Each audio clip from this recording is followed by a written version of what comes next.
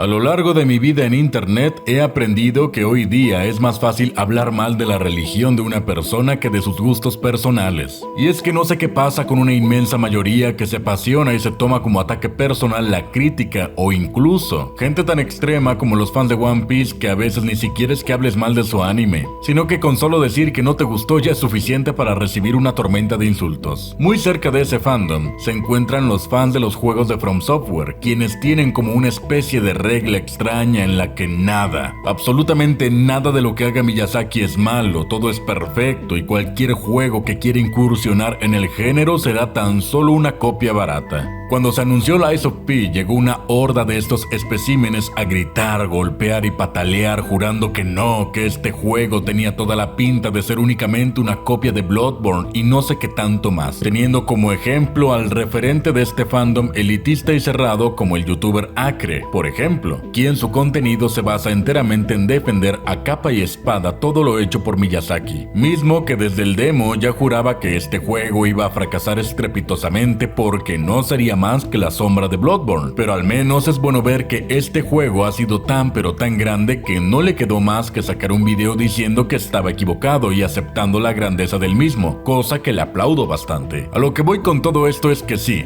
ya quedó claro que no, la obra de Miyazaki, si bien claro que él junto con el estudio sentaron las bases de un género, eso no significa que no pueda venir alguien más y demostrar estar no solo a la altura, sino incluso por encima de varios de sus títulos. Por cuestiones de envejecimiento, claro que Lies of P se encuentra por encima del primer Dark Souls y de Demon's Souls, pues incluso con sus versiones remasterizadas, el primero ya se siente acartonado por el paso de los años, y si bien claro que el mapa está perfectamente interconectado, avanzar en él no es para nada intuitivo, y pasa que Demon's Souls tiene ciertos errores de diseño que no hacen más que entorpecer la jugabilidad, así que claro, sobra decir que Lies of P está muy por encima del 2. Claro está. No obstante, antes de que comiencen los insultos, también voy a decir la verdad. Lies of P está más bien al nivel de un Dark Souls 3, prácticamente a la par, ligeramente por debajo de Bloodborne y al final sigue siendo inferior notablemente a Sekiro.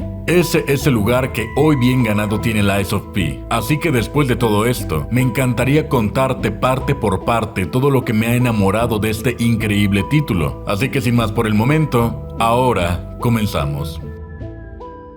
De entrada, quisiera repetir un poco lo que dije en el video que hice previo a su salida, donde enfaticé demasiado en que no, Lies of P no iba a ser una copia de Bloodborne, porque si bien claro y obviamente que se encuentra fuertemente inspirado, hay que hacer entender a los fanáticos de From que no. Prácticamente nada de lo que hace Miyazaki le pertenece a Miyazaki. Es decir, estaría de sobra ponernos a enlistar los miles de diseños no solo inspirados, sino directamente calcados de Berserk que Miyazaki ha utilizado. Además, claro de que la estética gótica victoriana no puede tener dueño, así que no. El hecho de que Bloodborne la haya utilizado y le haya sumado la estética del terror gótico clásico no lo hace dueño del mismo. Así como Cyberpunk 2077 no es dueño del Cyberpunk, ni BioShock Infinite es dueño del Steampunk, siendo entonces todas estas solamente corrientes artísticas que cualquiera puede utilizar. Asimismo, lo que logra Lies of P en cuanto al diseño visual de su universo es darnos algo que hoy día es bastante difícil, que es crear su propia esencia. Es decir, claro que por ratos el juego te parecerá propio del gótico victoriano, pero eso no significa que no vayas a ver a la Londres de la Revolución Industrial, bosques que por momentos recuerdan a la Europa rural generada en Resident Evil 4, lugares como la galería que parecen ser creadas a lo BioShock, catedrales al estilo Dark Souls 3 y catacumbas que debo decir con una identidad bastante propia. En fin, podríamos seguir y seguir enlistando vertientes artísticas que se utilizaron para que la ciudad de Krat tuviera su propia esencia, pero el hecho de que veamos que no solo hubo un estilo fijo nos hace ver ese arduo trabajo para hacer que el juego se sintiera vivo y único, al punto de que conforme vas jugando, vas sintiendo cada vez más que realmente es un lugar que podrías memorizar, como una ciudad de verdad. Pasando a otro tema, 1000 veces lo he dicho y 1000 veces lo seguiré repitiendo, y es que no, decir es decisión del autor no es ninguna excusa para que algo quede libre de crítica. La narrativa de Miyazaki es deficiente y resta más de lo que suma. Sí, miles podrán decir que él decide que su historia se cuenta de forma arqueológica y que tienes que leer cada piedra, pañuelo usado y prenda de ropa que te encuentres en el suelo para más o menos darte una idea de lo que está ocurriendo, y sí, él es libre de contar la historia como se le dé la gana, pero eso no va a quitar que miles de nosotros nos enfrentamos a decenas de jefes sin saber exactamente por qué los estábamos golpeando, sin saber siquiera si es el bueno, el malo o qué quiere nuestro personaje, y eso, les guste o no, es algo que no deja de restar. Yo, por ejemplo, sí, claro que derroté a Malenia, pero si a mí me preguntan, su diseño parece más bien el de una heroína caída y ya. Es lo único que sé. Tal vez hice mal en matarla o tal vez la liberé de algo, no tengo idea, pero creo fervientemente que ese combate se pudo haber saboreado muchísimo más si tan solo supiera por qué la estaba matando, y no solo haberlo hecho porque todo mundo decía que era el jefe más difícil del juego. Es por esa razón que Sekiro se saborea muchísimo más, ya que de principio a fin entiendes completamente qué es lo que estás haciendo, por qué y para qué. Por lo que cuando te encuentras con diversos jefes sabes qué es lo que está pasando y entiendes el valor que tiene matarlos o no, cosa que Lies of P no solo entendió, sino que superó en eso sí, a todos los juegos de From Software. Sí, muy seguramente alguien vendrá a decir que la historia de Bloodborne es superior y más interesante que la de Lies of P, cosa que no voy a discutir, pues sería tonto tratar de negar que una historia prácticamente plagiada de Lovecraft no es buena, ya que así cualquiera se avienta grandes historias. Pero el punto de todo esto es que para que tú sepas a ciencia cierta todo lo que pasó en Bloodborne, tienes que aventarte videos en YouTube de más de media hora para que te cuenten todo lo que debió haberte dicho el juego y que no hizo por puro capricho del director. Es por eso mismo que Lies of P le da 1000 vueltas en historia y narrativa a todos los Souls de From, pues pasa que aquí entendieron que no, una trama misteriosa y arqueológica no significa que debas pasar el juego sin saber qué está pasando, sino que aquí tradujeron esa trama arqueológica y entendieron que deben dar las bases de la misma para que sí, técnicamente sepas el inicio, nudo y desenlace y un contexto, pero ya si quieres enriquecer la trama,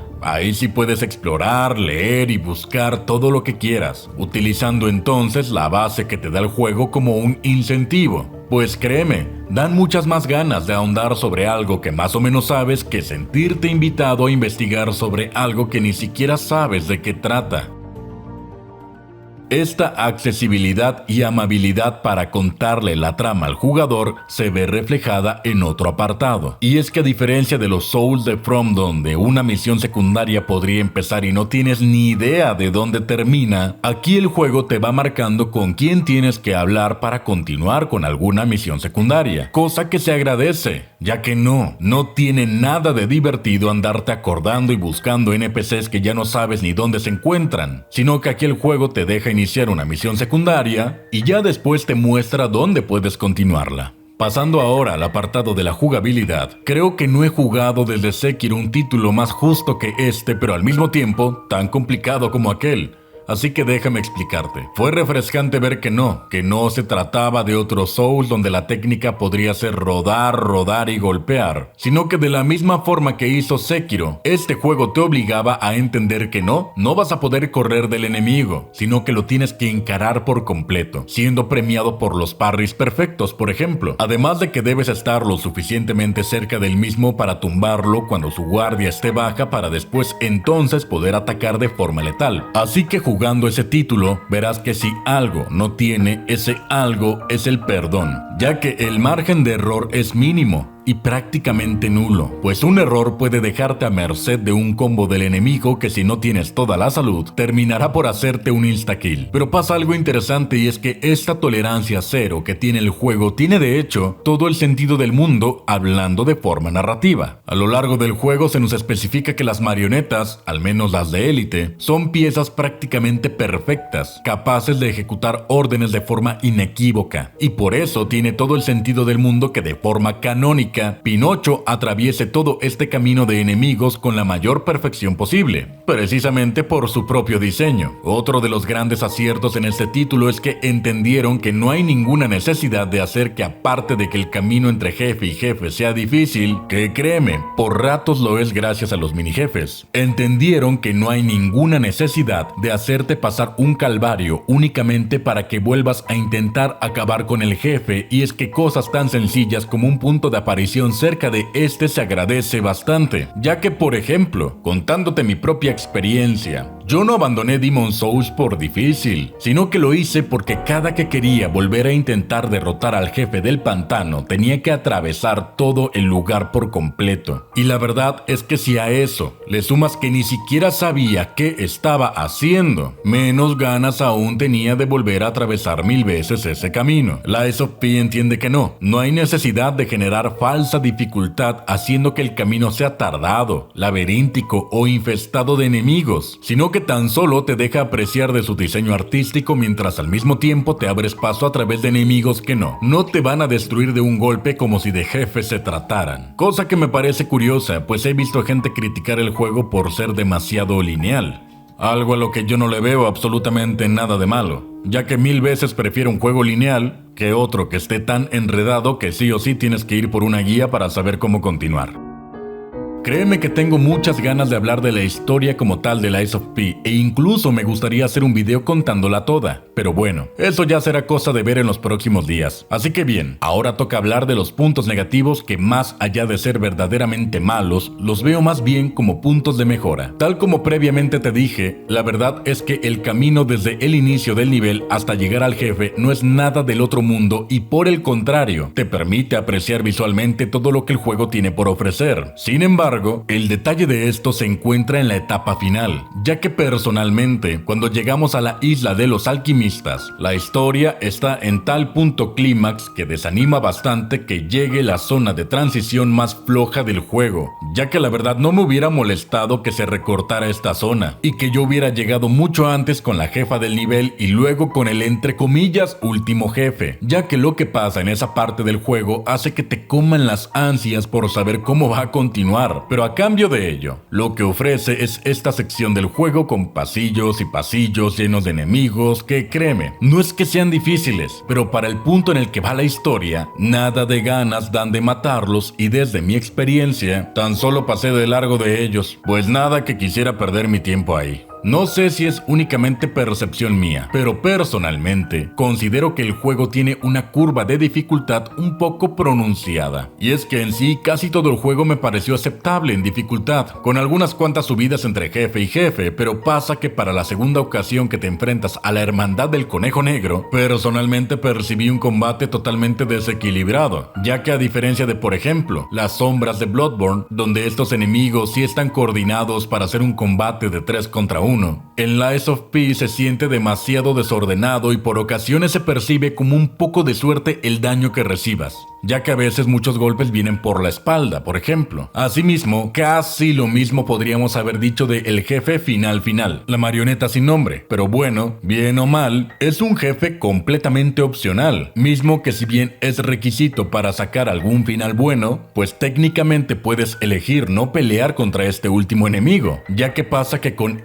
el retardo en sus ataques llega al nivel de ser casi aleatorio, y una exigencia que por momentos requiere reflejos casi inmediatos. Pero como en todo, cuando eliges el arma adecuada, la cosa se puede solventar de mejor manera, y si le sumas que memorizas esos movimientos, puedes librarte del hecho de que casi no hay patrón, sino solo cierto número de ataques que intercala frenéticamente durante el combate. Además de que debo agregar que con este jefe se transmitió algo muy propio de los juegos de From, y es el no rendirte para no quedar hueco. Es decir, si este último jefe te parece demasiado difícil, no pasa nada, te puedes rendir, puedes darle a un botón y listo, evitas pelear contra ese jefe, aunque claro, el final que obtendrás será bastante malo, pero bien o mal, pues el juego está acabado, así que ya queda en ti decidir si vas a superar tus límites, tus reflejos y todas tus habilidades con tal de llegar a un buen final y hacer que todo lo que jugaste tuviera sentido, o vas a sucumbir, te vas a rendir y listo.